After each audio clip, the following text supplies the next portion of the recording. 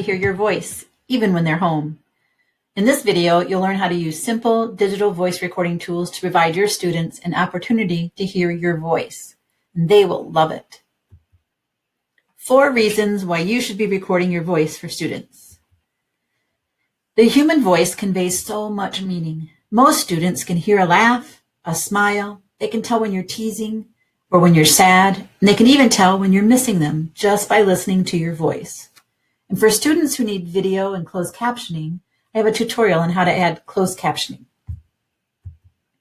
Some students struggle to read, so take the pressure off of reading long paragraphs and just ramble on in an audio recording instead.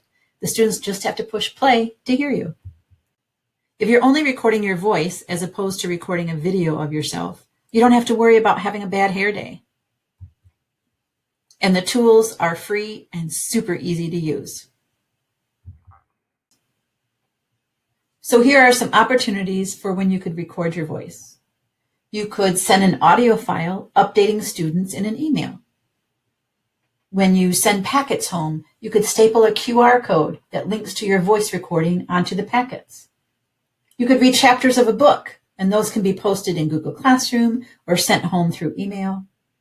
You could provide audio feedback like on Google Docs and other assignments. You can leave voice comments on posts like in a classroom Facebook page or blogs or Google Classroom, all so that students don't have to read. They can just listen to your voice. The first digital voice recording tool is Vocaroo. So let's go to vocaroo.com to find out how to use it. So again, it's Vocaroo, V-O-C-A, vocaroo.com. And look what a clean interface this is. I teach a lot of students how to use Vocaroo for some of their assignments. So it's easy to know that you press on the microphone to record. So here we go. I'm going to record a message. This would be an example of a message that I would attach to a packet that's sent home. And I'll show you what I mean because it's easy to make the QR code to go with it. Here we go. Here is this week's packet. Make sure you email me if you have any questions. I can't wait to see you in our Zoom meeting tomorrow so we can listen to it. Here is this week's packet. Make sure you email me if you have any questions. I can't wait to see you in our Zoom meeting tomorrow. And I can re-record it. So I'm going to go ahead and just add a little bit extra. But this is going to replace the recording. I'm going to re-record. There's no editing tools at all. Here is this week's packet. Make sure you email me if you have any questions, but I just know you're going to do great. Can't wait to see you in our Zoom meeting tomorrow. So I'm going to just say that that's great, but here's where the magic begins. So once I click on Save and Share, I have an option to create a QR code. So I can save that QR code. And then when I open it, I can print this, right? And then I can staple that right onto the packet.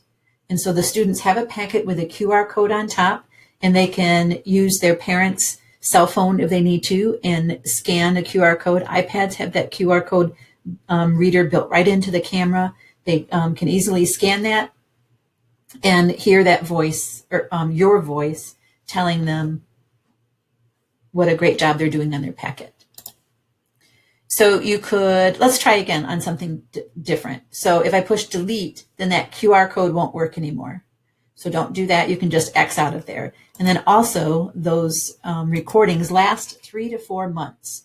So it is perfect to make QR codes with that, because a lot of times QR codes, they don't last a long time. They're paper and we kind of get rid of them. But another way, so to make sure that you keep your recording. So this time I could record a book. So I'm just grabbing a book here. This is a teacher's book, but here we go.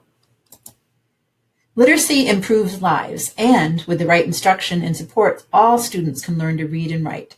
That's the core belief behind the Teacher-Friendly Handbook, your practical guide to providing comprehensive, high-quality literacy instruction to students with significant disabilities.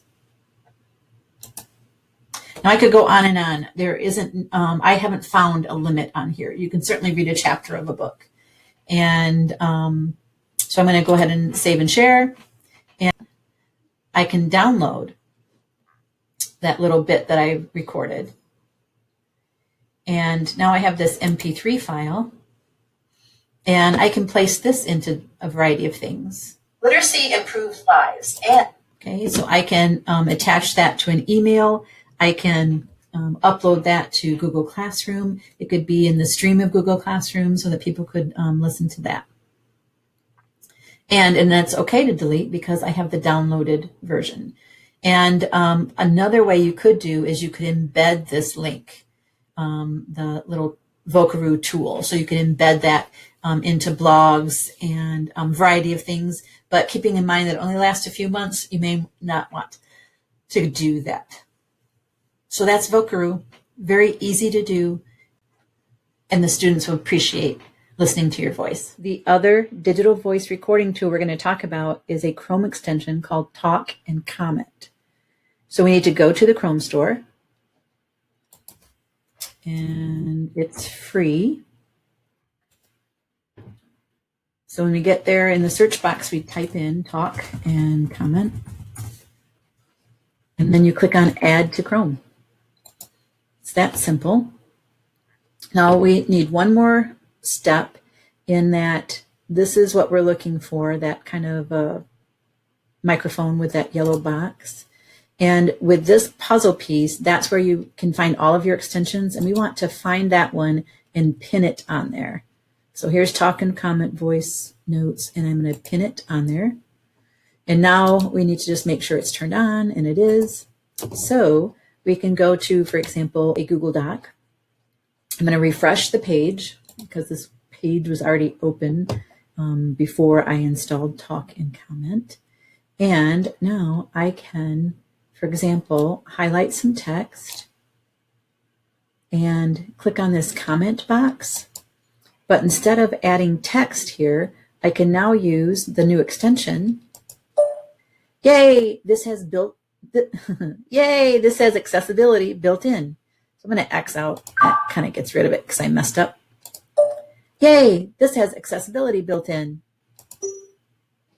And it's already copied, so now I just have to paste it anywhere, and I'm going to paste it right here. And when I click on comment here, this text kind of goes away. The link will go away, and just that player will be there. Yay, this has accessibility built in. There isn't a time limit that I found for recording, so you can record longer messages, and you can kind of record in anywhere, because I could record here and then I could paste it somewhere else. So here's Google Classroom. So again, I'm going to refresh just to make sure. I know it's there, but I always like to make sure that first time after I've installed it, because I've installed it a couple times. So I click here. Looks like it needs a voice note in there. This is an announcement 1, 2, 3. I can say, okay, it's just reminding me that it's copying it already. I paste it. I click post. And then again, just wait a few seconds and it will turn into that player. And so it's kind of a universal sign. Everybody knows that you just click on that player to listen to things. So very easy for students to figure that out. So think of other things that you could use voice notes for using this Talk and Comment. So if you had a classroom Facebook page, then you could add a voice note to that classroom Facebook page. If you have a blog, I know the Gmail, it will work inside Gmail and other things. So anyway, so think about ways that you can use this Talk and Comment extension to add your voice so that students can hear it. There are lots of other ways to use digital voice recordings. What are you going to record first?